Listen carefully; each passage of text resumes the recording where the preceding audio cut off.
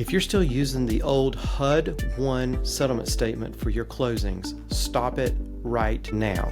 I'm Joe Siegel, real estate asset protection attorney here in Orlando, Florida, and I was also in title for almost 30 years in North Carolina as well as in Florida.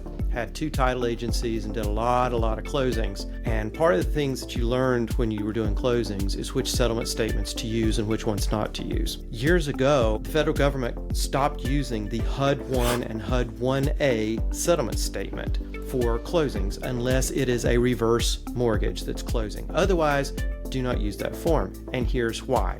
Because years and years and years ago, the federal court up in Tennessee found that HUD, Inspector General, has a right to investigate a closing whenever a HUD form is used in the closing. Even if no bank was ever involved, even if HUD had nothing to do with the closing, even if you are paying cash for the property, if you're buying it subject to, if you're doing anything that is not involving HUD, if you used the HUD 1 or HUD 1A settlement statement as part of your closing, that will automatically give HUD, a federal agency, the right to come in and investigate fraud, misrepresentations, or anything else that may be alleged by either party in the transaction.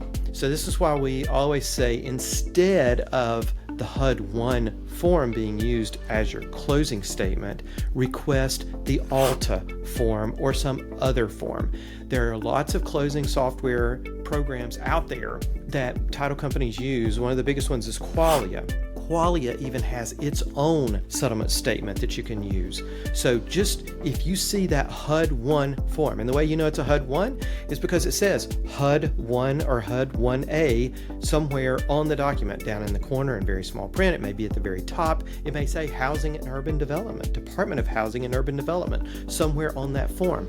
If you see your title agent or closing agent sending you that form for a closing where you're paying cash, you're getting a private lender, you're paying subject to, or even if you are getting a bank loan, if it's not a reverse mortgage, ask the title company to use a different settlement statement. Ask them to use the ALTA settlement statement. They know what that is. And if they don't have the ALTA settlement statement, ask them to use the settlement statement, the generic settlement statement that their title software kicks out. But in any case, ask them, please, whatever you do, do not use the HUD 1 form, because we don't need HUD, the Department of Housing and Urban Development, being invited in to investigate a transaction when they really have no stake in the game in the first place. That's my tip for today. Hope you use it and use it